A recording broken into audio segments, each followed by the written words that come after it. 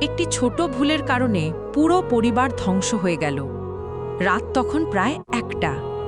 একটি শান্ত মধ্যবিত্ত পরিবারের স্বামী স্ত্রী একটি সামাজিক অনুষ্ঠান শেষে ঘরে ফিরলেন। সবার মতো তারাও ক্লান্ত, একটু বিশ্রামের অপেক্ষায়। ঘরে ঢুকেই স্ত্রীর প্রথম কথাটি ছিল, একটা অদ্ভুত গন্ধ পাচ্ছ, কেমন যেন গ্যাসের মতো। স্বামী মাথা নাড়িয়ে বললেন, হ্যাঁ, আমি দেখি রান্নাঘরে গ্যাস লিক হচ্ছে কিনা।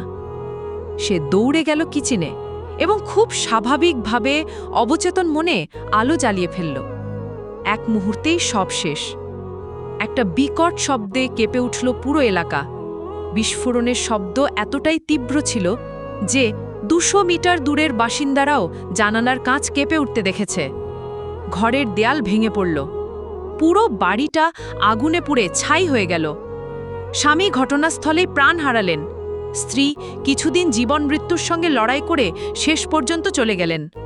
এই দুর্ঘটনার কারণ রান্নাঘরে জমে থাকা গ্যাস, আর সেই গ্যাসের মাঝে একটি সাধারণ সুইচ অন করা, যা তৈরি করেছিল ক্ষুদ্র একটি আগুনের ফুলকি বা স্পার্ক।